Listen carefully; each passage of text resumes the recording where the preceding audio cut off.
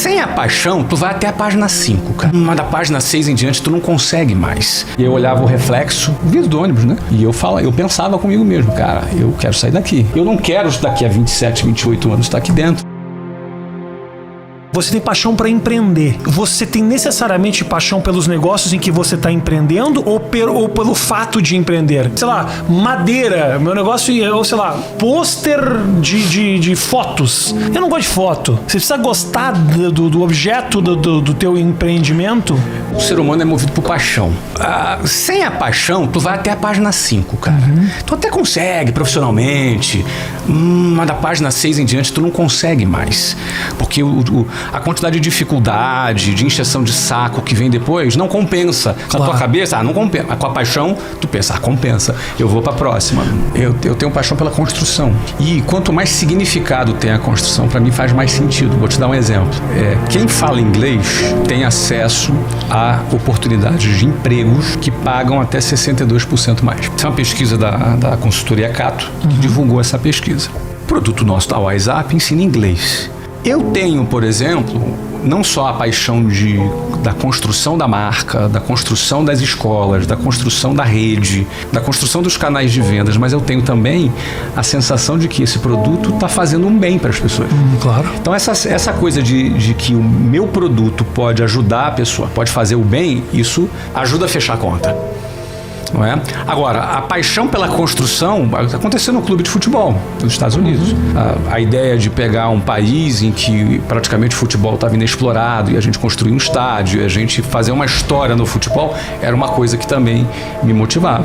Do contrário, tu não consegue, porque tem encheção de saco, tem traição, você tem puxada de tapete, você tem de tudo. Você, mesmo naquele momento, no momento começo, construindo, você se imaginava um cara rico? Isso foi uma busca pra você? Não. No primeiro momento, não. Houve um momento que eu falei, cara, vou ficar rico. Teve um momento que eu percebi assim, cara, daqui a um ano eu tô rico. Aconteceu esse momento. Mas antes, o que eu queria era a minha independência financeira para poder me casar com a Luciana. Que coisa. Essa era a minha primeira meta. E isso me impulsionou de um jeito, cara. Cara, eu morava no Jabu. Do Jabu até o centro do Rio, onde eu trabalhava, dava 2 horas de ônibus, cara. Você imagina tu aguentar 2 horas de ônibus pra ir e 2 horas pra voltar? E não é 2 horas de ônibus qualquer, não. É ônibus lotado de gente, com um cara na tua frente, com outro cara com um sovaco na tua cara, outro cara se esfregando na tua bunda. Você entendeu? 2 horas tensas, cara, dentro do... Aí no ônibus você tinha assalto, assédio de mulher, briga. Era uma aventura. Cada viagem, que a gente chamava de viagem, era uma aventura. Cada viagem. Aí chamava de viagem. Por 2 horas. Entendeu? E quando não era de ônibus, era de trem. Eu tinha que atravessar a favela Cavalo de Aço, andando, até a estação de trem de Senador Camará, para pegar o trem que vinha de Santa Cruz, lotado, até a Central do Brasil.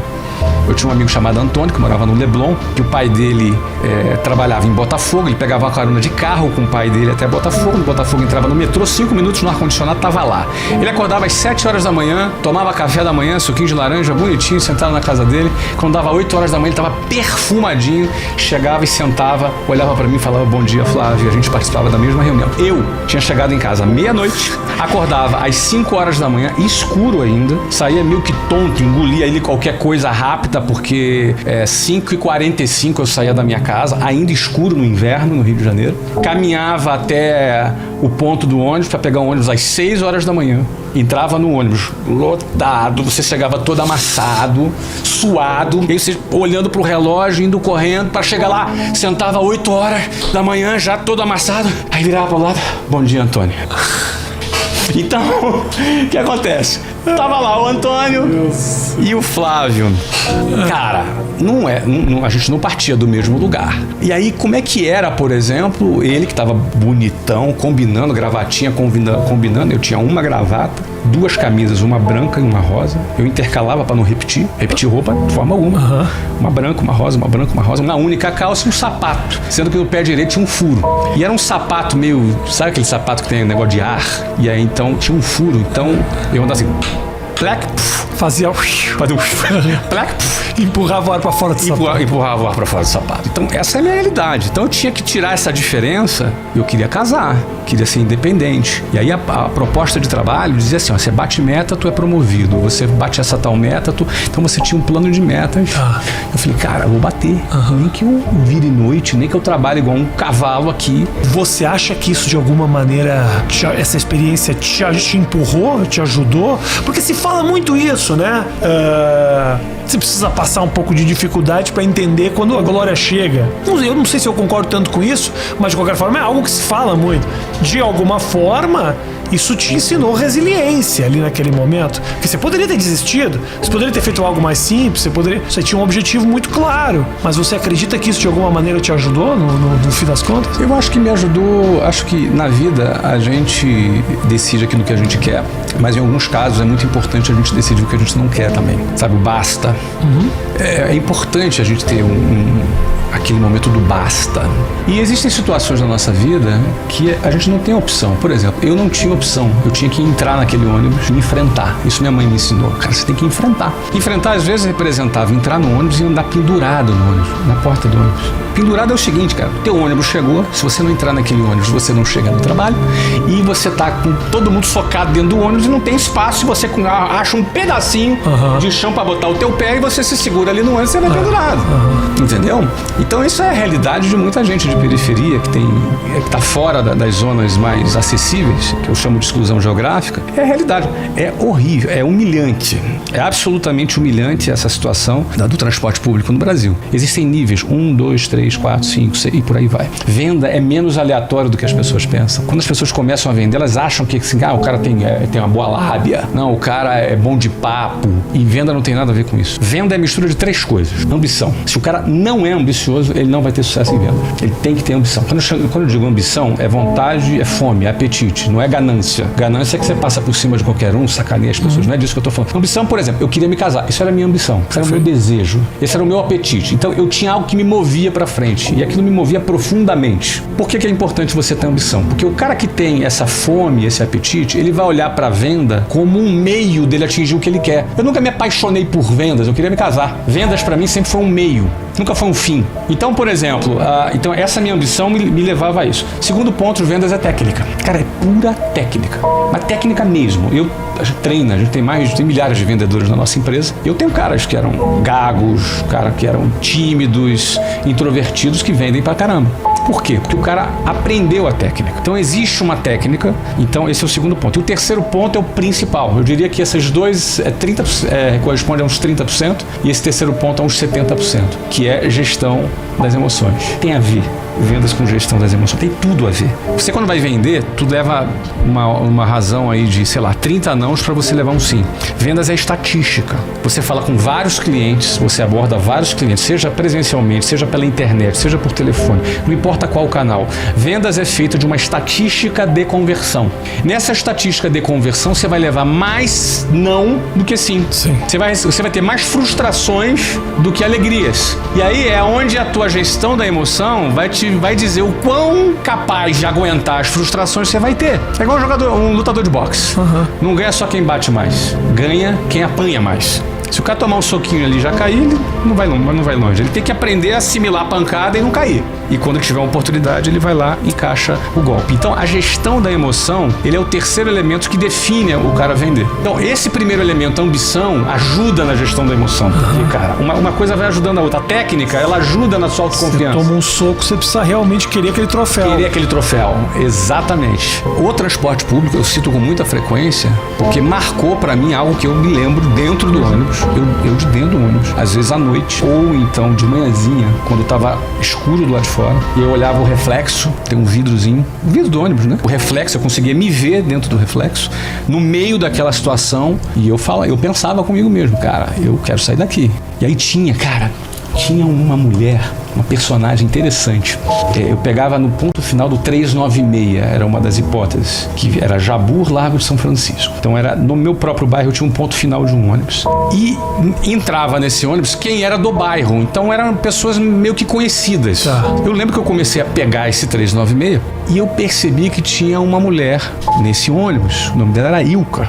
E ela já tava pegando aquele ônibus há 27 anos. Então ela era meio que a xerife do ônibus. E eu olhava para aquela situação e falei, cara, eu não quero ser uma Ilka. Com todo respeito a ela. Claro. Eu não quero daqui a 27, 28 anos estar aqui dentro. Então o ônibus, o transporte público representou para mim aquilo que eu não queria.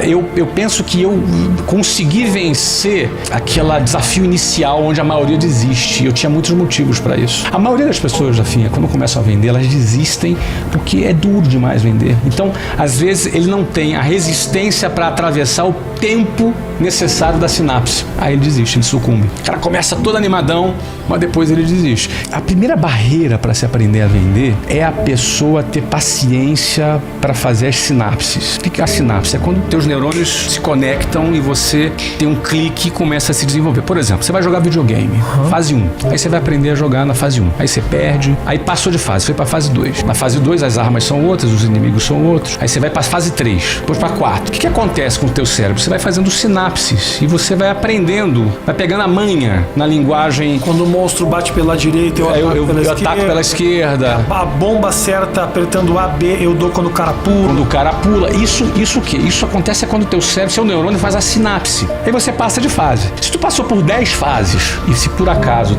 deu pau no teu videogame e tu perdeu a memória toda, aí você, cara, tem que começar tudo de novo. Você levou 3 meses para passar as 10 fases. Você vai passar aquelas 10, você recomeça tudo de novo, você começa tudo de novo e você vai passar aquelas 10 fases em uma semana. Por quê? Porque as sinapses já estão feitas. Não é uma casualidade. Você fez as sinapses. Vendas dependem dessas sinapses. Eu fui um cara que consegui fazer essas sinapses e aí, cara, embalei. Depois que eu embalei, vai embora. Quando você entende a lógica da venda, no caso da venda, no meu caso aqui, e eu consegui pegar essa lógica rápido, eu cresci rápido. Quando eu cheguei a gerente, eu era um bom líder de vendas. Então eu pegava o cara, mesmo o cara, quanto mais perebento era o cara, se era lá da periferia, igual eu era, aí eu me identificava mais com o cara e falava e procurava tratar dessas questões da ambição. Qual é a tua ambição? Por que você está aqui? Não, estou aqui porque eu estou precisando pagar as minhas contas. Não é suficiente. Isso é pouco. O que mais você quer? O que você quer? Porque assim, se a ambição do cara é pagar as contas dele, ele vai pagar. Na melhor das hipóteses, ele vai conseguir pagar as contas dele. O cara precisa desejar um pouco mais. Só que é duro, às vezes, desejar mais quando tu tá num ambiente de escassez. Vou te dar um exemplo. Eu nunca, na minha adolescência, sonhei em ir na Disney. Porque era irreal. Era impossível. Era impossível, não é? E bom, anos depois eu fui dono de um clube. Comprei a Disney. Anos depois eu comprei a Disney. Não comprei a Disney, imagina, cara. Mas a Disney foi nossa patrocinadora, que pagou alguns milhões de dólares para poder divulgar a marca dela no nosso estádio. Então você vê que a coisa ela vira, a coisa ela muda, mas você vencer essa inércia é muito difícil. Tipo no carro, né? O carro tá parado, a primeira marcha é a marcha mais forte que tem, é a marcha ré também. Mas quando fechou esse patrocínio, você fez essa ligação toda? Porra. Fiz. Eu faço essas ligações na minha cabeça e para mim elas são muito significativas. Mas acaba sendo particular essa ambição. É particular. Né? Então, mesmo que eu venci, tu me perguntou, essa foi a pergunta, né? Porque, cara, eu penso que eu consegui vencer aquele desafio inicial onde a maioria desiste. Eu tinha muitos motivos para isso. Então isso me incentivou a querer sair daquela situação. A gente se motiva por ter prazer e não sofrer, né? Então eu queria me casar, era uma coisa que me motivava. Queria sair dentro do ônibus, também era uma coisa que me motivava. Como é que foi essa migração do vendedor de curso para o dono de uma das maiores marcas de escola de inglês, provavelmente do mundo, né? O que acontece, Rafinha? Eu trabalhei 4 anos nessa empresa. O primeiro ano como vendedor, basicamente vendendo. Eu aprendi a vender. E naquele momento, quando eu aprendi a vender, eu deixei a minha carreira acadêmica de lado, que me ofereceria o quê? Ela me ofereceria uma formação. Depois disso, muito provavelmente em 7 ou 8 anos eu me formaria, porque numa universidade federal você não se forma em 4 anos, porque tem greve todo ano. Então você vai levar 6, 7, 8 anos para se formar. E depois disso, você vai buscar no mercado um emprego. Quando eu me desvirtuei desse caminho convencional, digamos assim, e que de certa forma você também se desvencilhou, porque alguém que diz pro pai quando é mais jovem, eu quero ser artista. Que pai e mãe acha legal essa ideia? Se você disser que vai ser médico, ele vai achar mais legal. Então o que acontece? Então você quando entra nesse formato, eu me desvencilhei disso. Eu virei vendedor. Quem quer ser vendedor hoje? Uma mãe que chega para um amigo e fala assim para ele, você pode arrumar um emprego pro meu filho? Tá jogando videogame o dia inteiro, precisa fazer alguma coisa. Pode ser qualquer coisa, até vendedor. Porque vendedor é o quê? É uma subcategoria. É uma coisa de quinta categoria. Ninguém quer ser vendedor. Mas foi o caminho da venda que me levou para o empreendedorismo. Porque a essência do empreendedorismo é a venda. A empresa que não vende, quebra. Se a Apple parar de vender, ela quebra. Então eu entrei no caminho da venda, me fui muito bem, me destaquei bem. Eu queria chegar a gerente, porque chegar a um cargo de gerencial me daria uma condição financeira para eu me casar. Ainda no foco da relação. No foco. E aí cheguei a um cargo. Meu primeiro ano foi como gerente, aí no segundo ano comecei a liderar equipes. No terceiro ano eu cheguei a diretor. Com 21 para 22 anos eu estava num cargo de diretor comercial. Era um bom cargo, ganhava bem. Eu cheguei a ganhar com 22 anos, transformando em dólar algo em torno de $7.000 por mês em 1994. Ou no dólar daquela época. No dólar daquela época. De hoje você seria dono do Bradesco. $7.000 hoje. R$5.000, mas eu ganhava alguma coisa equivalente a isso mesmo. Naquela época, com 22 anos. Ou seja, eu tive uma carreira de vendedor, gerente, diretor. Rápido. Rápido por quê? Porque eu vendia e eu formava gente. Quantos por cento do dinheiro é felicidade? Desculpa, ao contrário, né? Quantos por cento da felicidade é dinheiro? Porque a busca é essa, né? As pessoas enfiam na cabeça. Quando você não tem, você acha que quando eu tiver, eu vou ser feliz. O que a gente sabe pelas pessoas ricas que a gente conhece que não é verdade. Eu não sou mais feliz depois que eu fiquei rico. E muita gente, quando eu falo isso, acha que é conversa mole, alguns até se ofendem. Eu não sou mais feliz hoje do que quando eu andava de ônibus cheio. Eu era feliz, sempre fui feliz. Com meu pai, com a minha mãe, com a minha família, com aquilo que eu fazia, com aquilo que eu lutava, com aquilo que eu acreditava. Passava perrengue. Porque as pessoas associam a felicidade a não passar perrengue. Não, perrengue é fundamental. Os perrengues mudam de forma. Claro. O rico tem outro tipo de perrengue. Claro, ué. Mas assim, eu fui pobre e sou rico. E o fato de eu ter dinheiro na conta não me torna melhor do que ninguém. Eu não sou melhor do que alguém porque eu tenho mais dinheiro, ou alguém seja pior do que qualquer outra pessoa porque tem menos dinheiro. É fato que a sociedade enxerga diferente. É fato sim. É fato sim. Eu fui comprar lá um carro, entrei na loja da Aston Martin, de chinelo e moletom. E aí eu cheguei pra ele, cara, posso dar uma olhadinha nesse carro aqui? Era o modelo que tava lá, tava eu e meu filho. E aí o cara chegou pra mim e falou assim, pode, aqui, esse carro aqui, ó, mas faz um favor, não encosta no carro não. Porque a gente limpa o carro, então não toca no carro não. E eu entendi a mensagem, né? Qual era a mensagem? Você não vai comprar. Não, comprar. Brasileiro Zé Mané, pé rapado aqui, vai comprar um negócio. Cara, e eu tinha ido lá pra comprar o carro, porque eu já tinha pesquisado o carro, já tinha visto, já conhecia o carro. E quando eu passei em frente à loja, eu vi que tinha a cor que eu queria, com o interior que eu queria, que era um preto de interior bege. Falei, cara, esse é o carro que eu quero. E aí, quando eu entendi isso, eu não me ofendi, cara. Ofendi pro cara, porque... Ele deve passar por aquilo 10 vezes por dia. Eu entendo, não concordo, mas entendo. Como vendedor, ele cometeu um erro. Eu ensino vendas, né? Ele cometeu um erro. Você não pode julgar o cliente pela embalagem. Isso é um grande erro. Mas eu não hostilizei, mas eu acho que eu dei uma lição nele. Eu falei pra ele, olha, e se eu for comprar, eu posso tocar? E aí ele se tocou. Não, claro que pode. Não, vamos fazer o seguinte. Então, entra aí e senta. Não, eu não vou tocar no carro. Você pode sentar no carro pra eu ver o tamanho, mais ou menos? Não, pode sentar você. Não, eu não vou tocar no carro. Eu queria que se você pudesse sentasse você no carro pra dar uma olhadinha. Aí ele sentou. Ah, que bacana. Posso ver o motor? Posso. Você pode abrir, por favor? Não, pode abrir. Pode abrir pra mim, por favor? Eu não vou tocar no carro. Ele que pediu. Ele que pediu. Bom, no final a gente ficou amigo. Depois eu comprei um outro carro com ele. É o Bill. Gente boa pra caramba, mas ele não pode julgar as pessoas pela aparência. E comprei o carro. Saí de lá nesse dia, comprei o carro. Então, a sociedade vai te julgar pela tua aparência? Vai te julgar pela tua aparência. Só que é o seguinte, nosso valor não tá na nossa conta bancária. Não tá na nossa conta bancária. Agora, eu sempre fui feliz pobre e depois eu ainda sou um cara feliz, realizado. Agora, onde é que tá a minha base? Tá na minha família. Tá nos meus princípios, tá naquilo que eu acredito. A grana, ela te dá facilidade, te dá muita facilidade, te dá liberdade. Liberdade é o que eu mais prezo, a grana te dá. Sim. E te dá facilidade. Essa é a parte que o dinheiro... Isso, o dinheiro é bom. Eu viajo de... Tu vai chegar no mesmo lugar que o cara que vai chegar no final das viajo de avião privado dentro do Brasil. Isso tudo é facilidade. Mas eu dizer que eu sou feliz por causa disso, não.